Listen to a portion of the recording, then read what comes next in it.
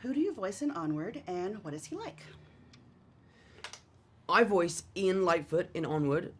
He is a really interesting character. He's a lot like me in a lot of ways. But the one thing that I loved about playing him was creating this journey and this arc that he goes on throughout the movie. He goes from a really vulnerable little kid who doesn't really know how to express himself and is quite introverted, and by the end of the film he's almost the polar opposite. And it just was a really fun process for me because I kind of went through that much younger than Ian was, but it was really fun for me to kind of bring that little piece of me to life.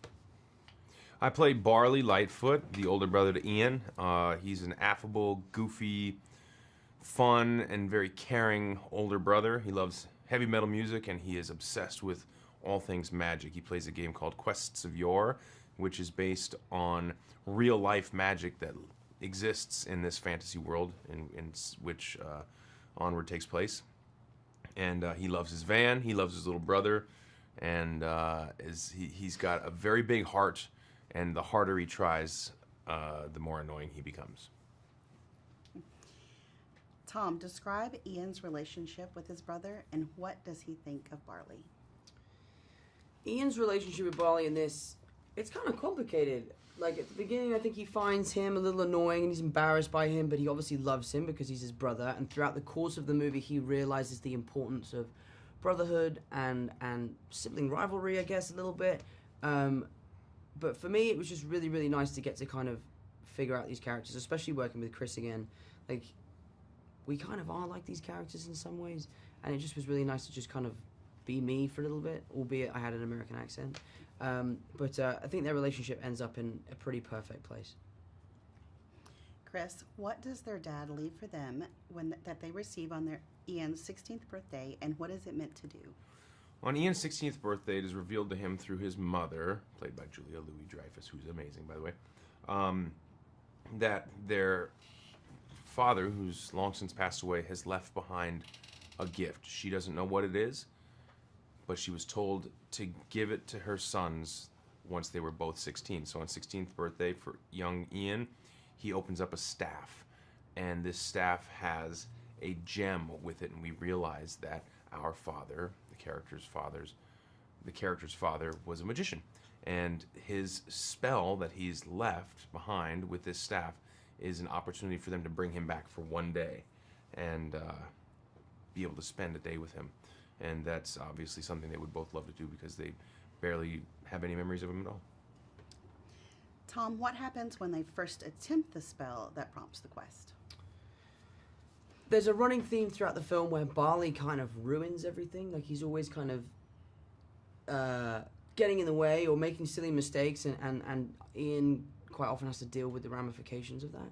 And while we're performing the first spell, Barley decides to try and help out, and in doing so, I guess bashes Ian, and Ian ruins the spell, therefore being left with half of our dad, just his legs. So we have to go on this quest together to bring the rest of him back, so you can see him again and I can meet him for the first time. And through that process, we become closer than any two characters I think I've ever seen on screen. And it's a pretty magical relationship that blossoms. This is for both of you. How do you relate personally to this story? Well, I lost my father a few years ago. I have a great relationship with my brother, who, in a way, as my older brother, really helped raise me and was a big part of my upbringing, loved me to pieces and still does. And so it really resonates. And more than anything, Dan Scanlon's story, our director, our writer, his story, which this film is based on, he and his brother lost their father at a young age. His story is something that I just clung really tightly to.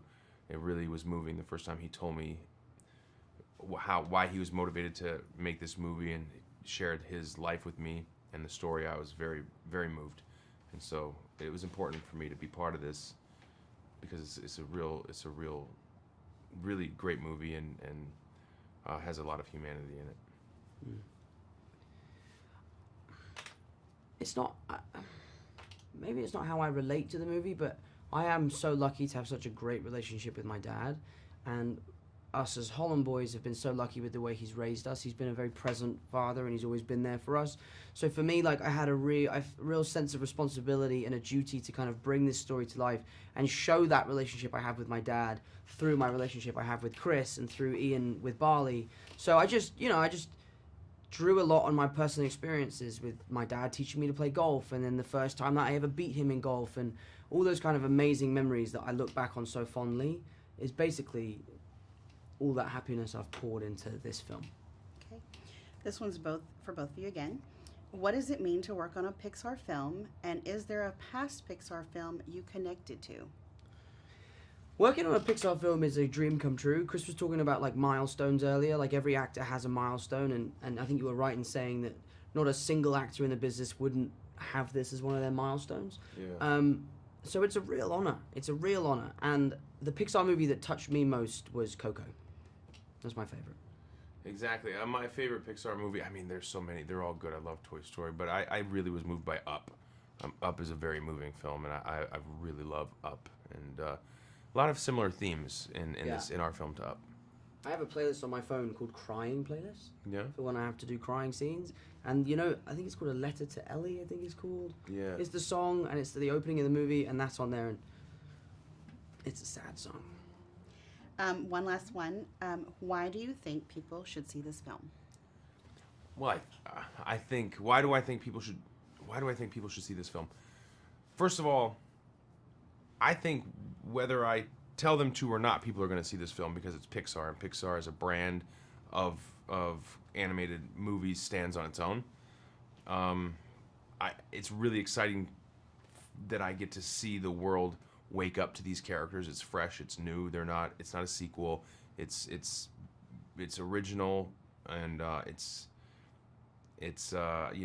really exciting to think that the entire world doesn't know who Ian and Barley are right now as we give this interview, but in a couple weeks the whole world will, and I'm really excited for that. It's a great movie, and they should really see it, just because this love letter that our director is basically writing to his brother in this film is that alone is worth the price of admission. Why do I think people should see this movie? I think people should see this movie because it's refreshing and it's uplifting. We work in the art of escapism, and it's going to help people escape our world and come into this beautiful new world and see this crazy journey that we've created with Pixar and Dan, and I just think it's going to be a wonderful time for people to realize how grateful they are for family and friends and all that sort of stuff.